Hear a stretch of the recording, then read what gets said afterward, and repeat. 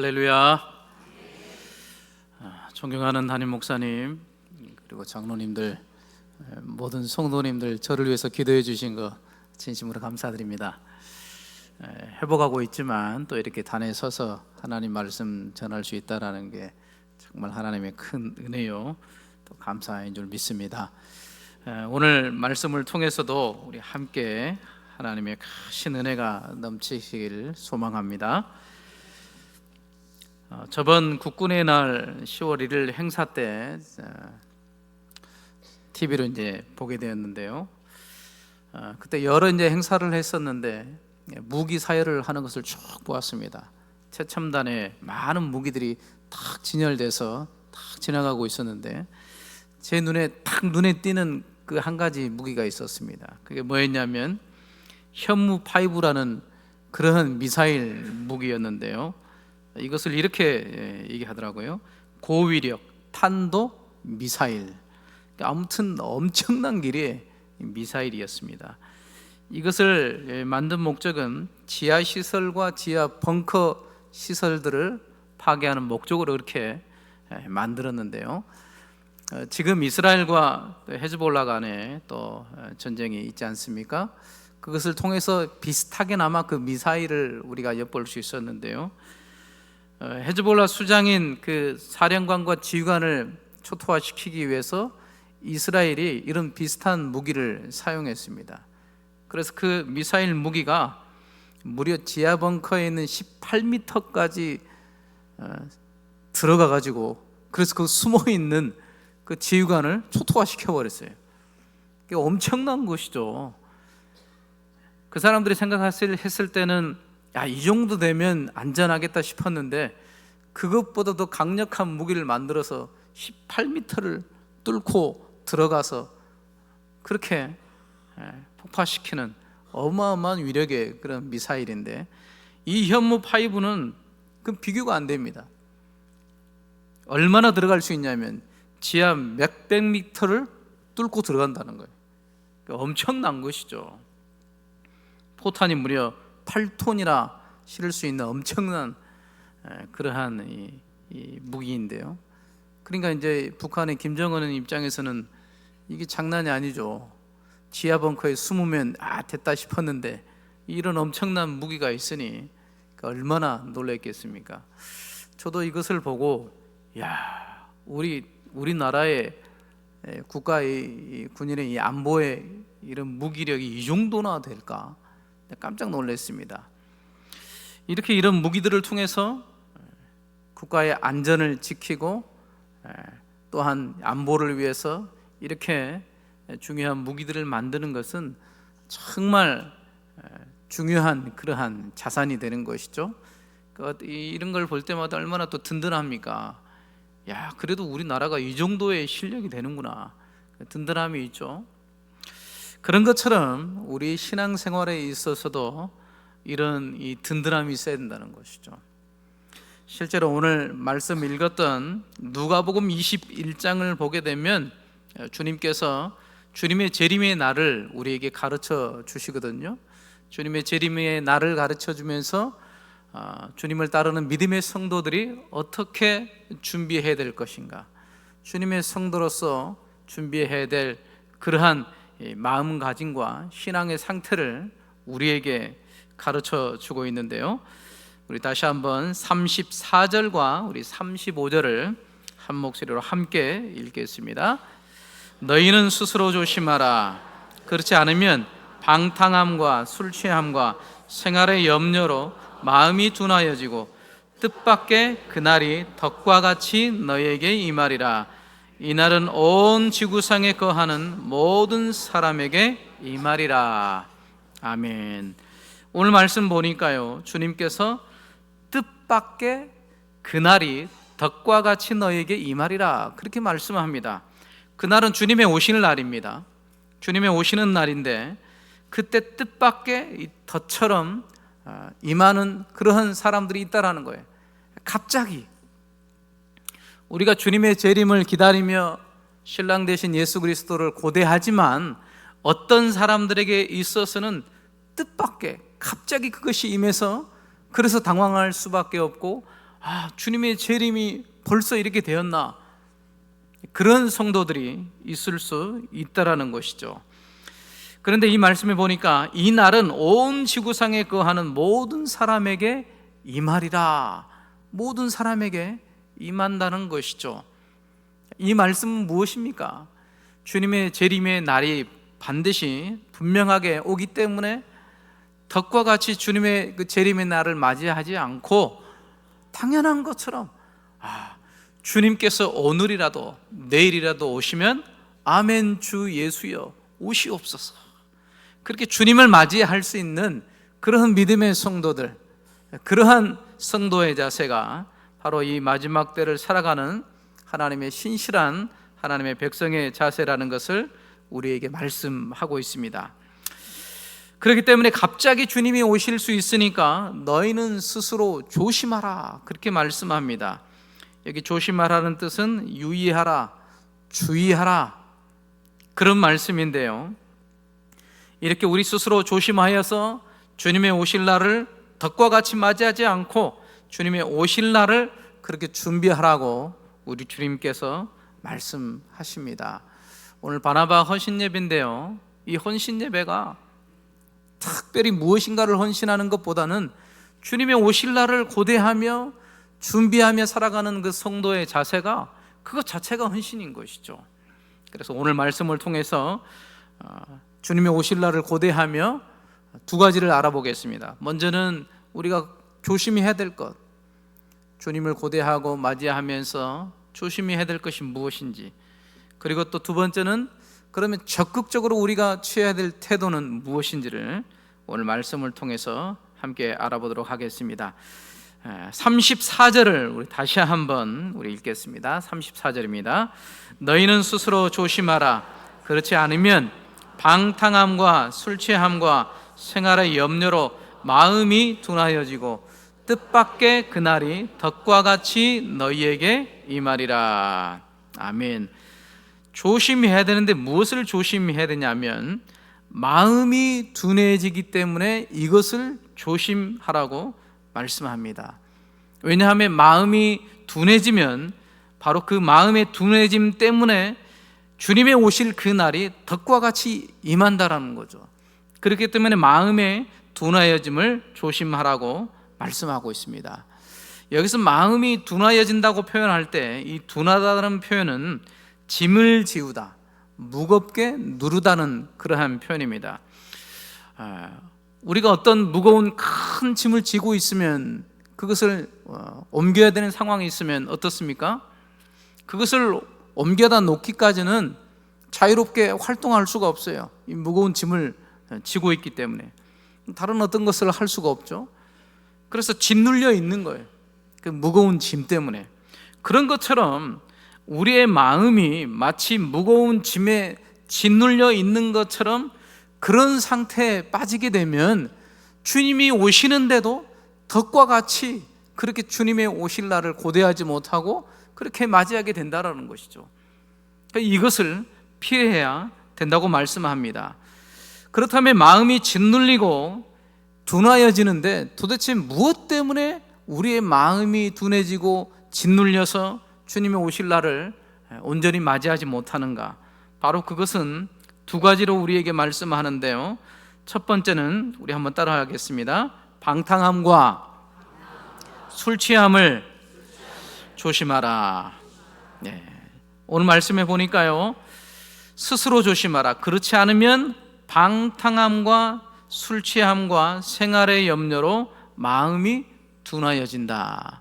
먼저 살펴볼 것은 방탕함과 술 취함입니다. 이 방탕함과 술 취함 때문에 우리의 마음이 짓눌려서 둔해질 수밖에 없다라는 것입니다. 여기서 살펴보는 방탕함과 술 취함은 특별히 적극적으로 어떤 의지를 가지고 짓는 죄를 얘기해요. 방탕함도 보면 어떻습니까? 자기에게 있는 모든 것을 다 쏟아버리는 거예요. 뜻 없이, 목적 없이 그렇게 막 살아버리는 거죠. 무절제하게.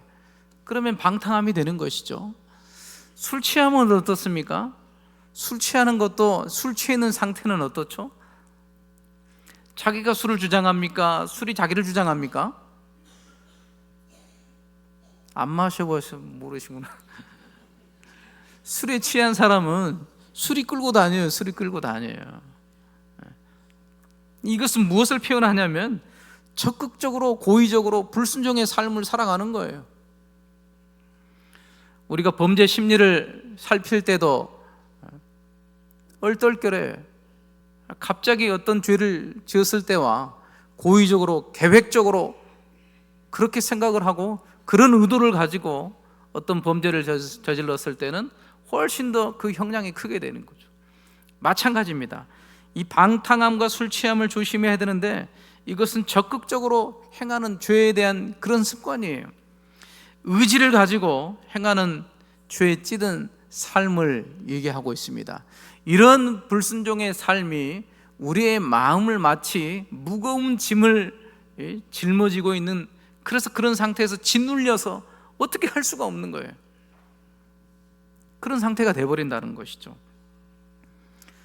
그래서 다윗도 이런 기도를 했습니다. 시편 19편 13절에 보시면 또 주의 종에게 고의로 죄를 짓게 말게 하사 그 죄가 나를 주장하지 못하게 하소서.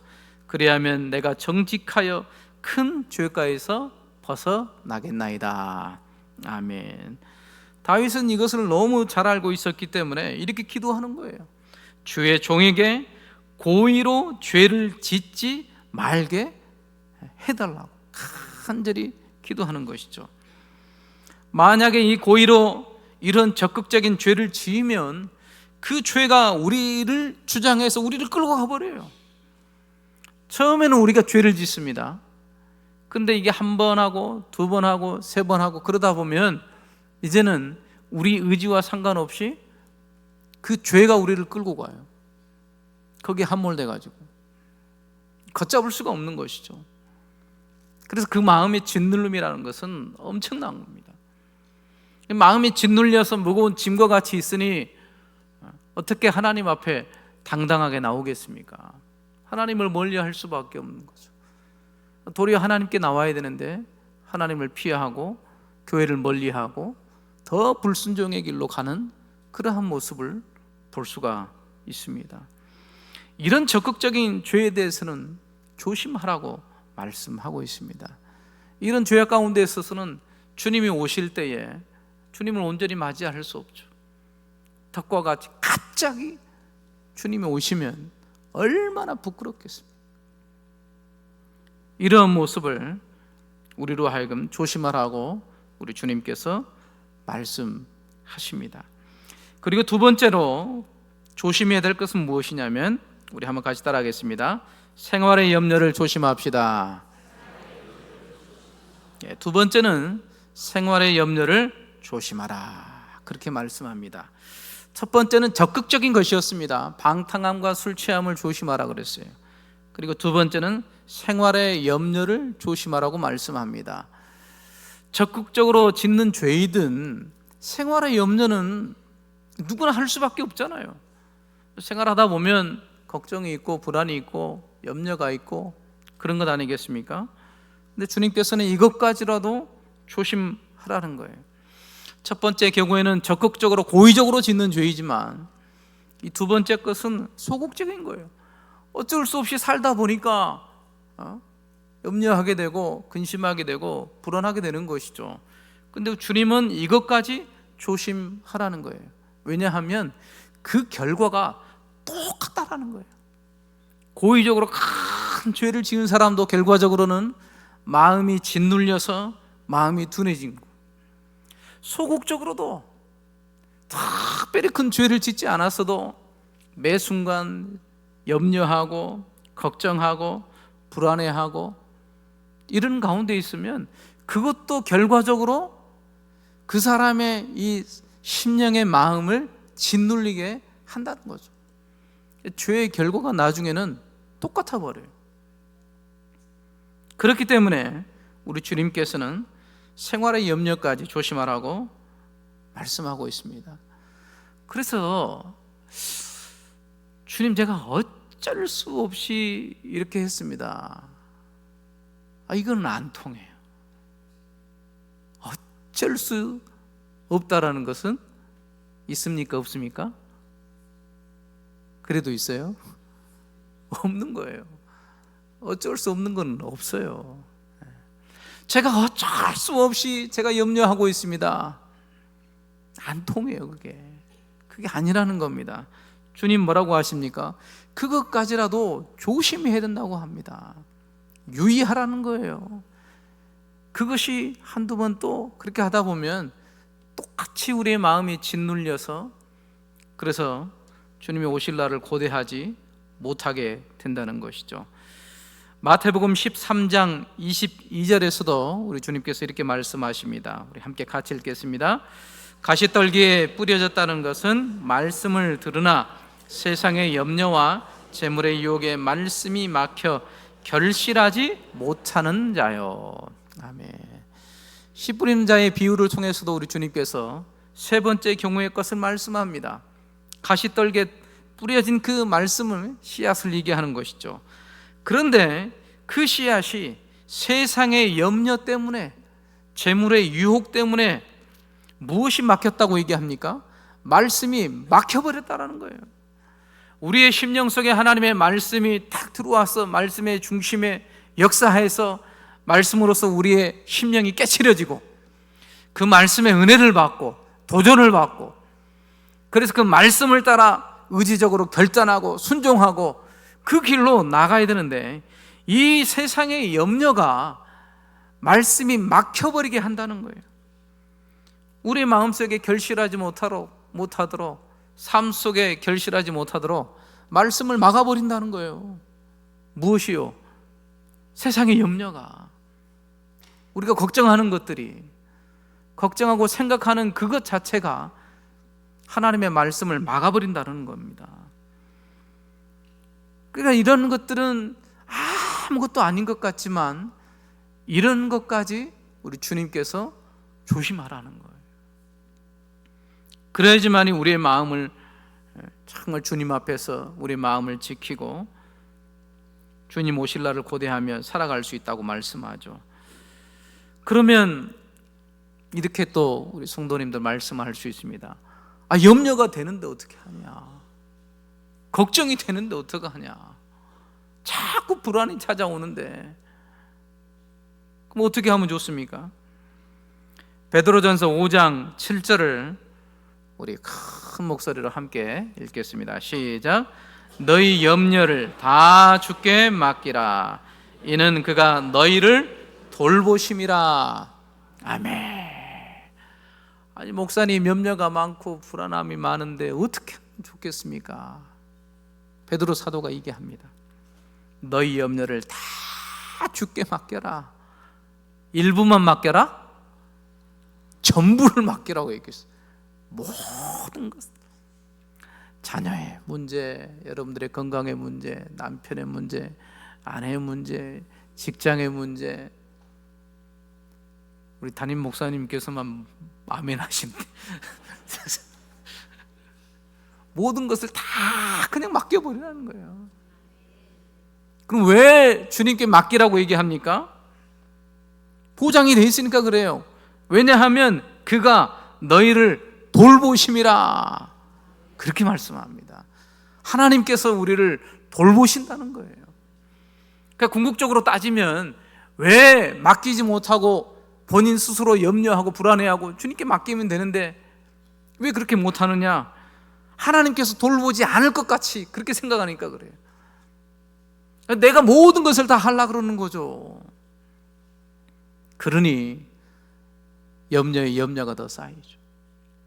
걱정과 불안에 더 그것이 뿌락돼 가지고 더 무거운 짐처럼 온 세상의 짐을 다 짊어지고 그렇게 걸어다니시니 허리가 아직 나죠. 얼마나 힘들겠어요. 오늘부터는 그 모든 염려를 우리 하나님 앞에 다 맡기시길 바랍니다. 우리 주님께서 반드시 하나님의 자녀들을 돌보실 줄 믿습니다. 이렇게 우리의 마음을 짓누르게 하고 둔하게 하는 이런 이 적극적인 이 고의적인 죄와 정말 아무것도 아닌 것 같은데 이런 소극적인 이 죄들까지 우리의 마음을 짓누르게 한다는 것이죠. 그렇다면 안 된다는 것입니다. 이런 것들을 우리가 조심하고 정말 하나님 앞에 서야 될 줄 믿습니다. 그리고 두 번째는 조심해야 될 것을 봤다면 이제는 적극적으로 우리가 그러면 어떻게 하면 좋은지 그것을 알아보도록 하겠습니다. 우리 36절을 한 목소리로 함께 읽겠습니다. 시작. 이러므로 너희는 장차 올 이 모든 일을 능히 피하고 인자 앞에 서도록 항상 기도하며 깨어 있으라 하시니라. 아멘. 이 말씀에서도 두 가지 말씀하고 있는데요, 첫 번째는 모든 일을 피하라 말씀합니다. 피해야 된다는 거예요. 무엇을 피합니까? 이 모든 것은 우리를 방탕함과 술 취함과 생활의 염려로 우리를 둔하게 만드는 것들로부터, 그 모든 것들로부터 피해야 된다고 얘기하고 있습니다. 여기서 피한다는 것은 탈출한다는 거예요. 도망가 버린다는 거예요. 그 가운데 방탕한 삶에서 뛰쳐나와야 된다는 거예요.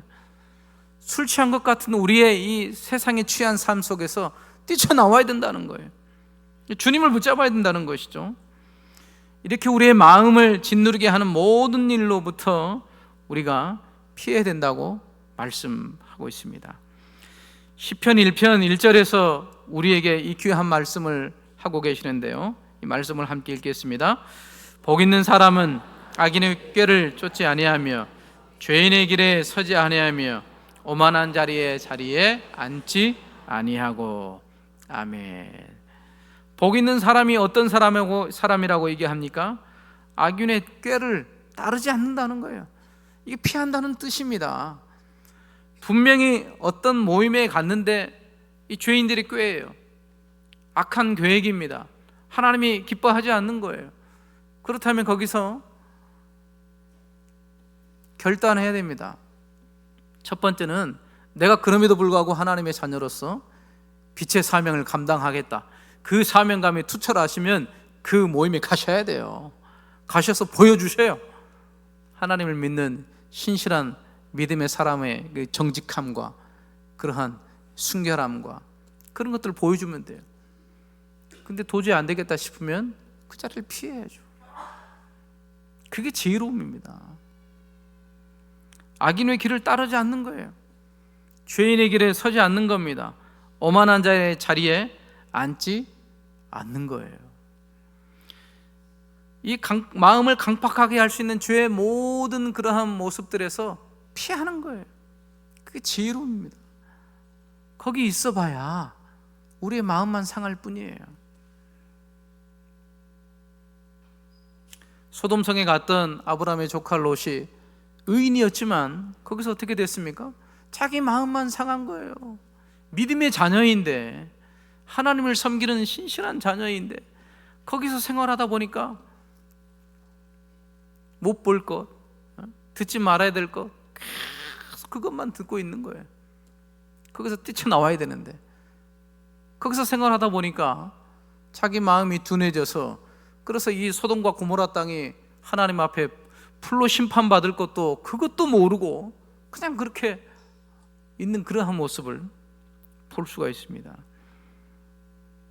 하나님 앞에 헌신한 사람들은 이런 모든 우리의 마음을 강팍해 하는 것들로부터 지혜롭게 피해야 됩니다. 피해서 거룩한 자리, 믿음의 자리, 기도의 자리,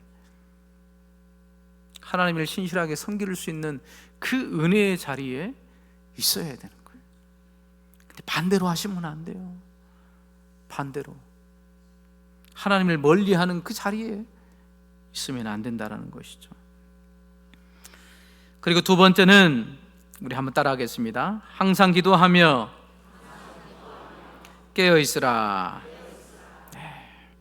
두 번째는 바로 이겁니다. 적극적으로 취해야 될 것은 항상 기도하며 깨어 있으라. 오늘 말씀 36절에 보니까 인자 앞에 서도록 항상 기도하며 깨어 있으라. 지름길이 없어요. 기도 안 하고 깨어 있지 않고 그래도 내가 신앙생활을 유지하고 하나님 앞에 순결한 마음으로 신랑 되신 예수님을 맞이할 수 있다라고 하는 것은 없습니다. 없어요.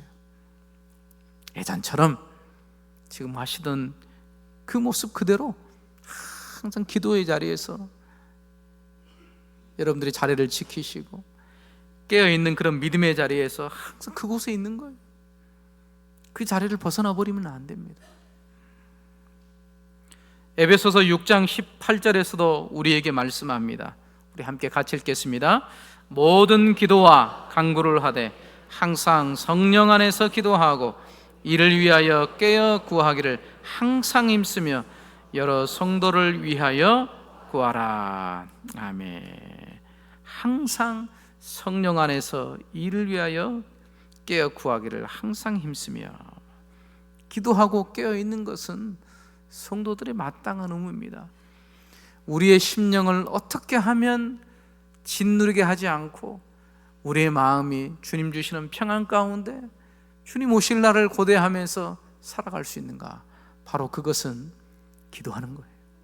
기도하면서 우리의 영이 깨어서 늘 주님 앞에 대면에 서 있는 거예요.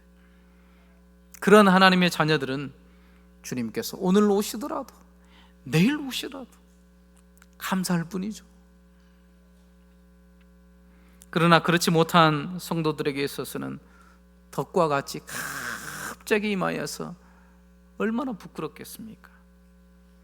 오늘 바나바 헌신 예배를 통하여서 우리 모든 바나바 회원들과 모든 성도님들이 이 말씀을 기억하시고 우리의 마음을 짓누르게 하는 그런 모든 죄악된 곳에서 피해버리고 적극적으로는 주님 앞에 기도하며 깨어있어서 그래서 주님 맞이하는 정말 헌신된 거룩한 신부로서 그렇게 믿음의 그러한 발걸음을 걸어가시기를 축원합니다.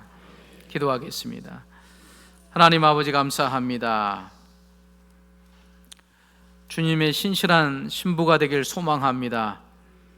하나님 우리의 삶을 붙잡아 주셔서 죄악된 모든 삶의 하나님 그 자리에서 하나님 벗어나고 피할 수 있도록 도우시고 주님 주시는 은혜 안에 항상 기도하며 깨어 있어서 하나님 우리 사랑하는 바나바 회원들이 믿음으로 온전히 서게 하여 주시고 모든 성도님들이 주님 오실 날을 고대하며 할렐루야 주님을 노래하며 살아갈 수 있는 복된 하나님 삶이 될 수 있도록 축복하여 주시옵소서. 감사드리며 예수님 이름으로 기도합니다. 아멘.